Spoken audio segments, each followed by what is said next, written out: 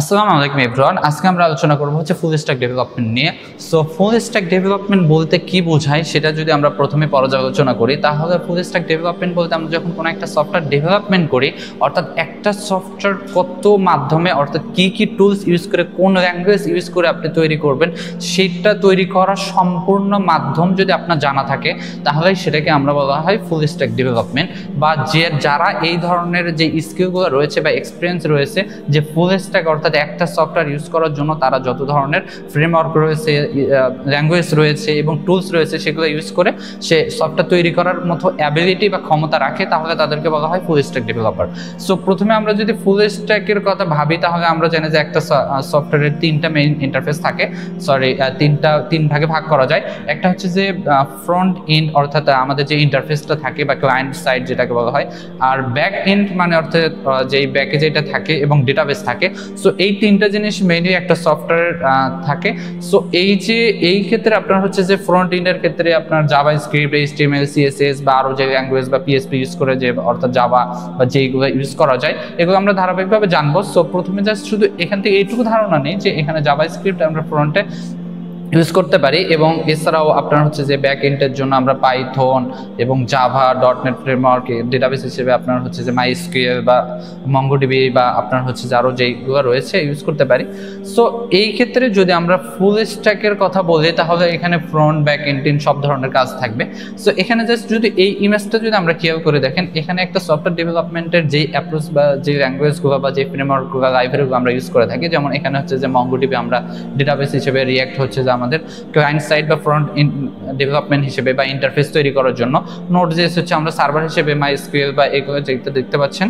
So এরপরে যদি আমরা একটু নিচের দিকে নামি, তাহলে সেই ক্ষেত্রে আমরা ফ্রন্ট ইন অর্থাৎ ফুল স্ট্যাক ডেভেলপমেন্টের ক্ষেত্রে যদি আমরা এই জার্নির কথা বলি বা এই জিনিসটা কি, তাহলে আমরা হচ্ছে যে ফ্রন্ট ইন্ডের জন্য অনেক কিছু ব্যবহার করতে পারি একটা সফটওয়্যার ডেভেলপমেন্টের জন্য। যেমন এর প্রথমে আমরা যেটা দিয়েছি সেটা হচ্ছে এইচটিএমএল, তারপর রয়েছে আপনার সিএসএস, জাভাস্ক্রিপ্ট। এই তিনটাতে একটা ওয়েব, বিশেষ করে ওয়েব অ্যাপ্লিকেশন তৈরির জন্য মাস্ট লাগি।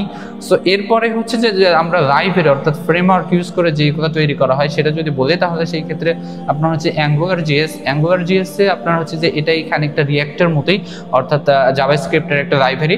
সো রিয়াক্ট এবং অ্যাঙ্গুলার.জেএস এর মধ্যে মেইন যে পার্থক্য সেটা হচ্ছে যে অ্যাঙ্গুলার.জেএস আমরা টাইপস্ক্রিপ্ট ল্যাঙ্গুয়েজটা ইউজ করে, আর রিয়াক্ট.জেএস আমরা জাভাস্ক্রিপ্ট ল্যাঙ্গুয়েজটা ইউজ করে। এই দুইটাই হচ্ছে মেইনলি ডিফারেন্ট, এবং আরো বেশ কিছু পার্থক্য আছে।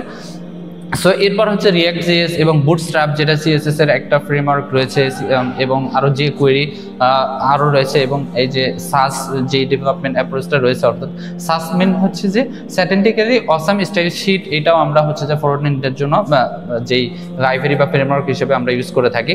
এরপর হচ্ছে যে ব্যাকএন্ড টেকনোলজি বা যে ল্যাঙ্গুয়েজগুলো আমরা ইউজ করে থাকি, সেই ক্ষেত্রে আমরা পিএসপি ইউজ করতে পারি, সি প্লাস প্লাস ইউজ করতে পারি, জাভা, পাইথন, নোড.জেএস যেটা আমরা মানুষটাকে দেখেছি। এবং এরপর হচ্ছে যে এখানে আরো বেশ কিছু ফ্রেমওয়ার্ক থাকতে পারে, যেমন এক্সপ্রেসটা হচ্ছে জাভাস্ক্রিপ্টের একটা ফ্রেমওয়ার্ক বলা যেতে পারে। সো এটা হচ্ছে মেইন নোড.জেএস সার্ভার। এরপর হচ্ছে ডিজাঙ্গোটা হচ্ছে যে এখানে জাভাস্ক্রিপ্ট ইউজ না করে পাইথন ইউজ করে, যেই আমরা হচ্ছে যে ব্যাকএন্ডের জন্য ইউজ করে থাকি, এবং আরো ল্যারাভেল আছে, স্প্রিং রয়েছে। সো এখানে আরেকটা জিনিস একটু নোটেট করা দরকার, সেটা হচ্ছে JavaScript is essential for all stack. মানে জাভাস্ক্রিপ্ট আপনি ওয়েব অ্যাপ্লিকেশন বা সফটওয়্যার তৈরি করতে গেলে আপনার হচ্ছে জাভাস্ক্রিপ্ট সব জায়গায় লাগেই, তো জাভাস্ক্রিপ্টের ইউজ করতেই হয়। সো এরপর যদি আমরা ডেটাবেস বিবেচনা করি, যে আমরা প্রথমে বলেছিলাম যে একটা সফটওয়্যারের তিনটা পার্ট, ক্লায়েন্ট, সার্ভার এবং হচ্ছে ডেটাবেস।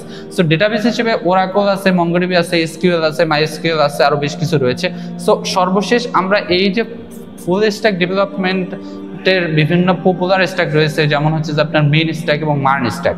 সো মেইন স্ট্যাকে শুধু এই যে মঙ্গোডিবি এক্সপ্রেস, নোড.জেএস ইউজ করা হবে, আর মার্ন স্ট্যাকে হচ্ছে যে মঙ্গোডিবি এক্সপ্রেস, রিয়াক্ট এবং নোড.জেএস। এই দুইটার মার্ন এবং মিনের মধ্যে মেইন পার্থক্য হচ্ছে যে এটাতে হচ্ছে ফ্রন্টের জন্য অ্যাঙ্গুলার ইউজ করা হয় মিনে, এবং মার্নে হচ্ছে যে ফ্রন্টের জন্য আপনার রিয়াক্ট ইউজ করতে হয়। আর ডিজাঙ্গোর তো আপনার হচ্ছে যে পাইথনের যে ফ্রেমওয়ার্কটা রয়েছে ব্যাকএন্ডের জন্য। সো এই যে সার্ভার হিসেবে যে ইউজ করা হয়, এরপর আরও আছে যে র্যাম স্ট্যাক বা রেল স্ট্যাক, এগুলোতে আপনার হচ্ছে যে রুবি যে ল্যাঙ্গুয়েজটা রয়েছে, পিএসপি, মাইএসকিউএল ইউজ করা হয়।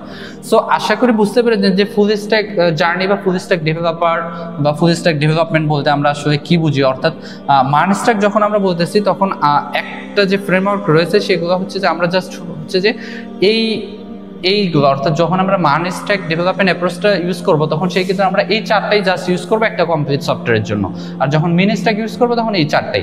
কিন্তু যদি আমরা বলি যে একটা সফটওয়্যার ফুল স্ট্যাক ডেভেলপমেন্ট দিয়ে আমরা কমপ্লিট করবো, সেই ক্ষেত্রে আমরা বিভিন্ন ধরনের চয়েস করতে পারি। এখানে হচ্ছে যে মঙ্গোডিবি ইউজ না করে আমরা ওরাকল ইউজ করলাম এবং আরও অন্যান্য যে ডেটাবেসগুলো রয়েছে আমরা ইউজ করতে পারি। সো এইগুলো হচ্ছে যে আমরা ব্যাকএন্ডের জন্য আবার ডিজাঙ্গো ইউজ করতে পারি। এটা হচ্ছে যে মেইনলি ফুল স্ট্যাক ডেভেলপমেন্টের একটা সুবিধা কি, যে যারা ফুল স্ট্যাক ডেভেলপমেন্ট সার্ভিস দেয় তারা আপনার সুবিধা অনুযায়ী তারা যে কোনো ডেটাবেস ক্লায়েন্ট সাইড এবং ফ্রন্টের কাজ চেঞ্জ করে দিতে পারে, ফ্রেমওয়ার্ক এবং লাইব্রেরি এগুলো। আর মান স্ট্যাক বা এই ধরনের নির্দিষ্ট কোনো স্ট্যাক যদি ফলো করেন সেই ক্ষেত্রে আপনার ওই যে 4টা করে অ্যাপ্রোচ রয়েছে বা 3টা করে অ্যাপ্রোচ রয়েছে এগুলোর ভিত্তিতে আপনাকে সফটওয়্যার ডেভেলপমেন্ট করতে হয়।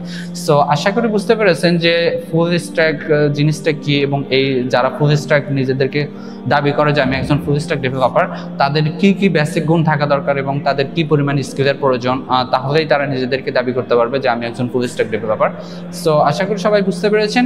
থ্যাংকস ফর ওয়াচিং, দেখা হবে পরবর্তী কোনো ভিডিওতে।